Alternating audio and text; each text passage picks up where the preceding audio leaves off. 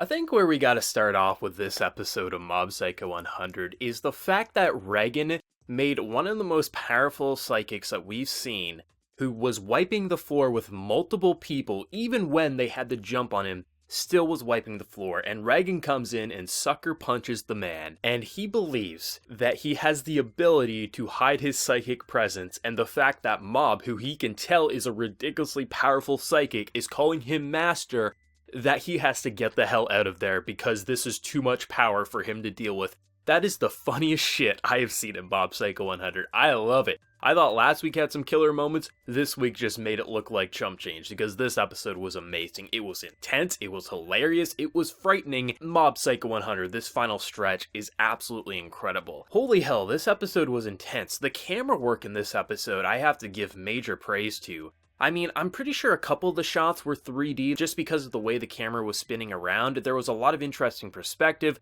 It just felt like you couldn't really keep up with what was happening on screen, which is what you want to see, because we have a teleporter who is essentially just wiping the floor with multiple people. He's jumping around, and it's very hard to follow unless you're kind of going frame by frame. It's very disorienting and very challenging to kind of piece together what's truly happening, which makes these colors and the line work really explode and just really come across as something that's truly gorgeous and also a little brutal to follow. I really like all the action in this episode. It was pretty damn incredible. This might be my favorite episode in terms of just sheer action because there was so much interesting little things at play. Like when you have the teleporter who's essentially indestructible. As long as he can predict someone's movements, you can't beat him, no matter what you throw at him. So essentially you gotta do things like throw a sewer grate at him or something that he can't predict, like such as Reagan coming in and sucker punching him. So I just like how impossible this situation felt because you have these characters who are so determined to make sure that they defeat Claw, and you kind of want to believe in them, but at the same time you think, how can you defeat a guy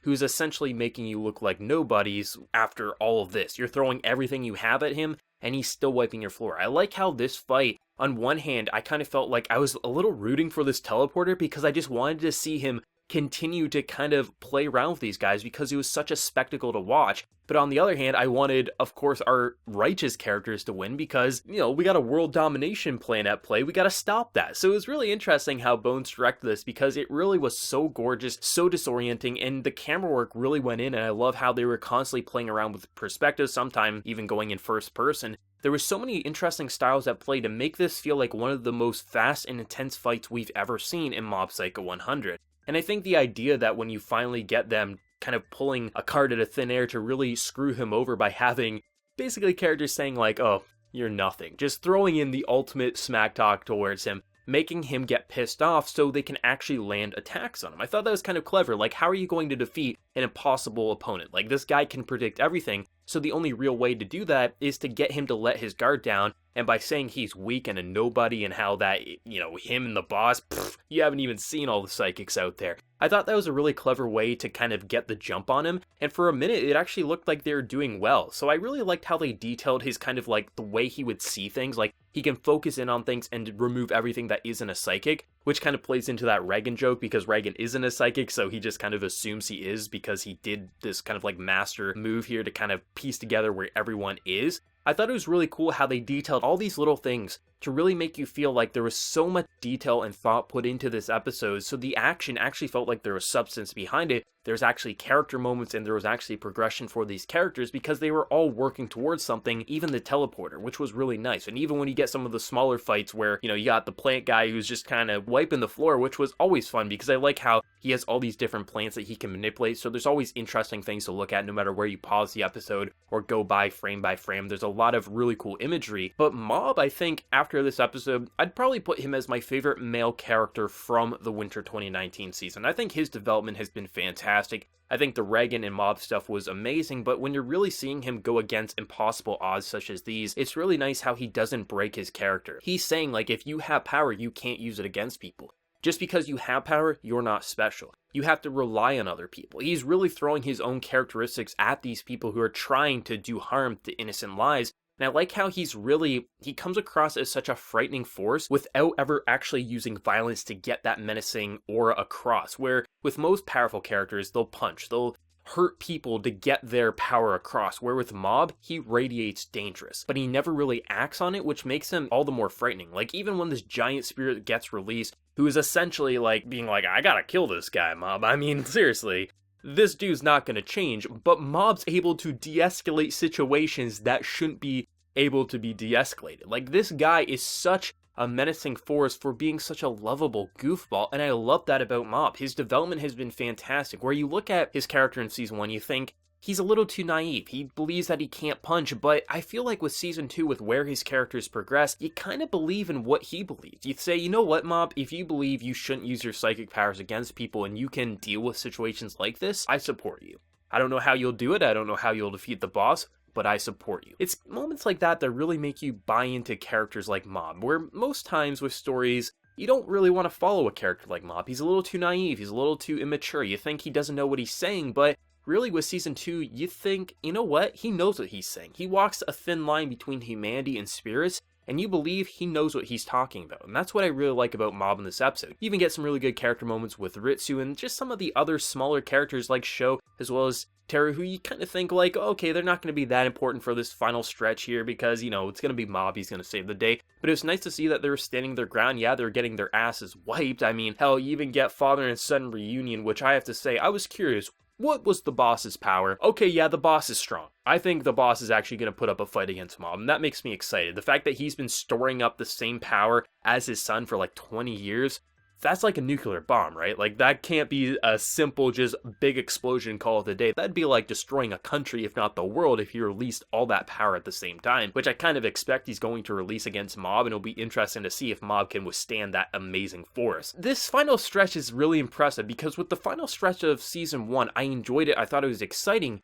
but I feel like what's happening with Season 2 is they're taking that same formula, but this time really adding in a lot of character moments, a lot of emotions, and just taking that action and hyping it up by like 110%. It's really making you feel like the stakes are at an all-time high. People can die. Things are really worrisome because Mob might have to toss away his ideals and beliefs to take out the boss. He might have to actually hurt people to get this done. And I like how he does have that conversation where essentially it's told, like, if you can just fight back, there's going to be times where you need to fight back. If you can figure out the balance between that, you would be indestructible. No one would be able to stand in your way. The only reason that people can currently stand in the way of Mob is because he doesn't want to fight back. He wants to de-escalate every situation, but there has to be a time where he has to fight back, and I think that's going to be the boss. I think that's going to be where Mob's going to have to toss away some of his beliefs to take out a great threat. Maybe he won't, maybe he will, time will tell, but I think that if Mob really can do that, he doesn't need to be someone who conquers the world or makes people fear him. People will respect Mob. People already respect Mob. If Mob can find that balance and take out this great evil, that's the type of guy you want ruling or leading you without even, because he's not wanting that in return. That's what's really exciting about this arc, is because they're taking so many things. Even when we're watching 10 minutes of action, there's a story being played out there. There's character moments being played out. There's development happening with families, with friends, with allies and villains. It's really, really impressive, and I think just the way all the little elements were kind of building up to make this feel like there was total destruction happening on screen, where the sound effects really made you feel like buildings were being exploded. The voice actors were giving it their all, so as they were getting pummeled in the face, you kind of felt like their voice actors were getting weaker as they were delivering their lines. It wasn't just the actor going from point A to point B, it was as his character was getting progressively more and more hurt, the actor felt like they were giving it their all to make it feel like they were getting weaker and kind of out of breath, which is a nice touch to really make you buy into what was happening on screen. The colors were exploding, the animation went in, the camera work was probably the best part of this episode just because it was so disorienting to follow, and that's kind of what you want to see, especially when you have an Esper who's so fast and unpredictable, such as this teleporter. The character moments were phenomenal. Mob's kind of just rage has to be my favorite part. When you got characters like Dimple being like, I'm scared shitless, you just want to be like, you know what, Dimple, I agree, let's maybe go behind the corner there and just kind of look at a distance, because who knows what's going to happen here. Mob is just such a dangerous person when he's in his own head, but when he loses control, it's like, holy hell, that's a nuclear bomb, like, just going to go off at any possible moment. And that's what's so exciting about Season 2 Mob Psycho 100. It takes Season 1, it kind of explains past events in Season 1 to make you appreciate those past events more than you might have originally, but also takes that formula and just makes it even better while just doing everything everything in a more polished way, in a more creative way, while incorporating a bunch of new ideas and taking characters who I thought, characters like Ritsu, Teru, Sho, like, they're not going to be that important. And they're actually being characters I'm excited to see in this battle, whereas before I thought they were better as more of a side character in the distance. This season of Mob Psycho 100 is absolutely incredible. I'm very excited to see where the final 2 episodes of this season of Mob Psycho 100 will go next week, as well as the week after, how everything's going to be dealt with, if Mob really can deal with this on his own, or if he's going to need some backup, maybe another Reigen sucker punch that the boss won't see coming. Seriously, that's like one of the best moments I've seen all season. Who would have expected that? But also you kind of expect it because it is Reigen and he has so many ridiculous super moves that really aren't super, but are kind of amazing in their own way. Interested to hear from manga readers, how did you feel about the adaptation? Was this everything that you were expecting? I expect you're going to really like that teleporter fight just because it looked goddamn amazing, and I think really got across that this guy's a teleporter, and I thought the way they were cutting around really got across his speed and power, which not many studios I think would be able to handle that well, because you can tell Bones likes to go the extra mile when it comes to Mob Psycho. For Anime Originals, what did you think? Where do you think next week's going to go? Let me know whatever you're feeling down in the comment section below, and remember to leave a like if you did enjoy this video, and hit that subscribe button if you happen to be new around here. But until next time, everyone, please take care and have a good one.